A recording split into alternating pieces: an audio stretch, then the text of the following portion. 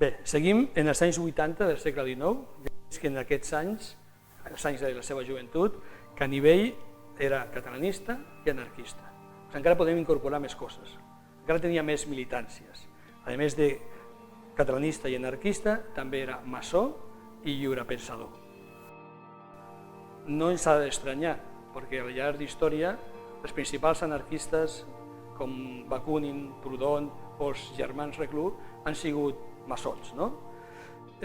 Aquí a Catalunya passava el mateix. Els principals líders anarquistes dels anys 80, com ell mateix, o com Llunes i Pujals, o com Pellicer Peraire, i tant altres, eren també maçons.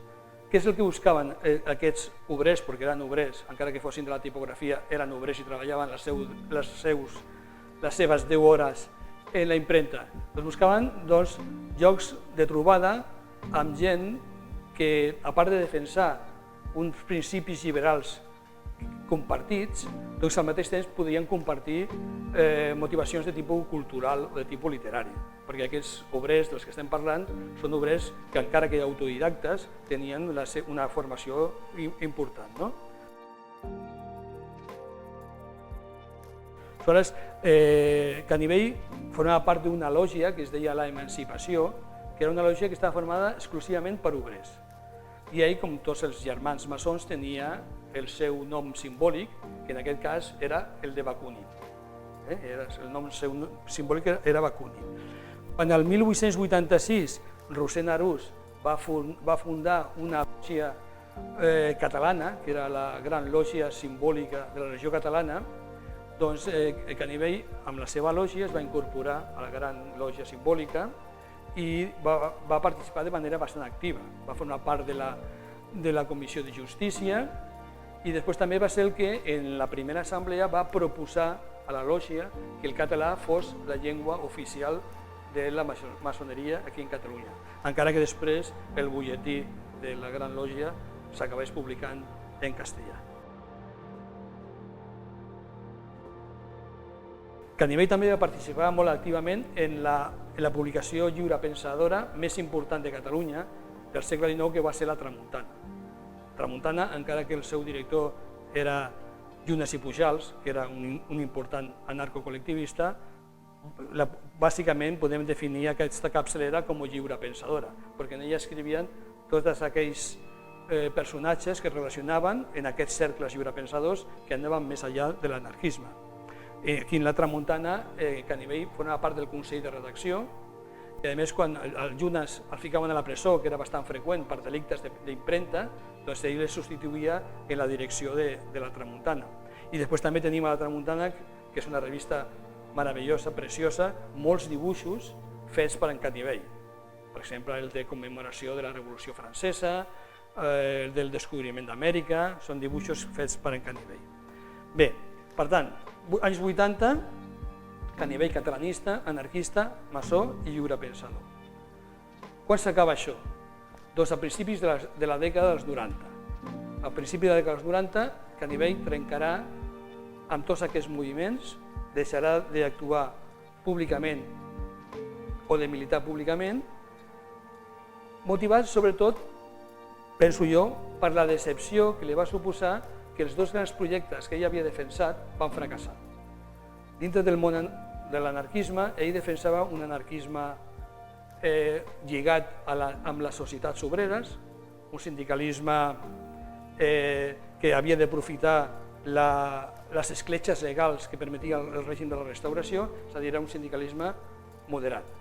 I a principis de la dècada dels anys 90, aquest anarquisme, aquest anarcocol·lectivisme entra en crisi perquè s'acaben imposant les idees anarcocomunistes, és a dir, les idees partidàries de la propaganda pel fet i de les accions individualistes també i terroristes. En el catalanisme passa el mateix. Ell ha defensat un catalanisme republicà, progressista, popular, i això acaba fracassant perquè el catalanisme acaba passant a mans de la burgesia, a mans de la Lliga. Després, a part d'això, hi ha dues qüestions que també ens explicarien aquest canvi d'actitud de Canivell. Per una part, una que seria molt personal, i és que en l'any 89 es casa. Es casa amb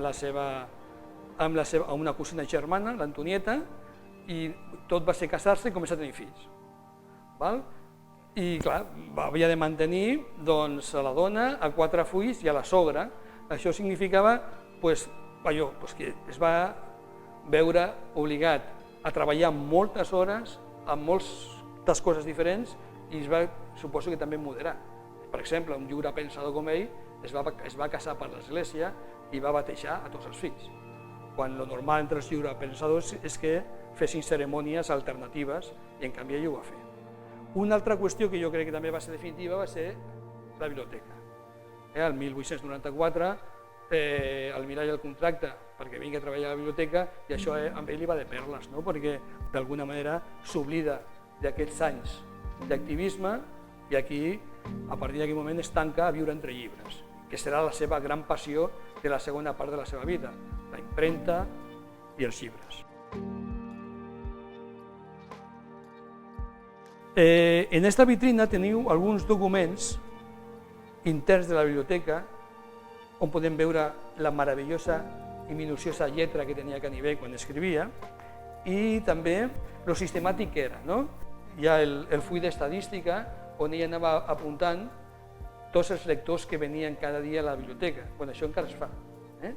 Però ell ho tenia aquí fet a mà, i aleshores, a part d'apuntar cada dia els números de lectors, el nombre de lectors que venien i quins llibres consultaven, després al marge anotava les coses que passaven a Barcelona aquell dia. O sigui que anar seguint l'estadística aquesta és com una mena també de cronologia de la història de la ciutat. La biblioteca, quan es va inaugurar el 95, va tenir un gran èxit de públic, un èxit exagerat. Per exemple, aquí es pot veure que durant els primers dies d'inauguració, el primer dia van venir 159 lectors, el segon dia 263, el tercer 352, i el quart dia va ser el rècord de la història de la biblioteca, que van venir 426 lectors a la biblioteca. Doncs imagineu-vos aquí dintre 426 persones intentant llegir, consultar, mirant el que era la biblioteca. Després això, amb el temps, ja es va anar normalitzant. I a poc ell va anar reconvertint la biblioteca no tant en un centre per educar la classe popular, sinó en un centre en el qual acudien els joves intel·lectuals de Catalunya. Molts d'aquests joves intel·lectuals de Catalunya, després en els seus llibres, en les seves memòries, expliquen que per ells la Biblioteca Arús havia sigut com la seva universitat, que és on s'havien format i on, a més, el bibliotecari, el Canivell, les assessorava sobre quines lectures tenien que fer. Durant aquests 27 anys, Canivell, a part de cuidar-se de la biblioteca en general, va aconseguir que la biblioteca avui en dia reuneixi una col·lecció de llibres, de fullets, de premsa anarquista de les millors que hi ha en el món. Gràcies al seu interès i a les coses que ell va poder aportar, doncs avui en dia, quan s'ha de fer un estudi sobre l'anarquisme, és ineludible venir a la Biblioteca Arús. Després de l'Institut d'Amsterdam, on es guarda la millor col·lecció de documentació i de premsa anarquista del món, segurament després la Biblioteca Arús és la que té la millor col·lecció, la millor hemeroteca de premsa anarquista.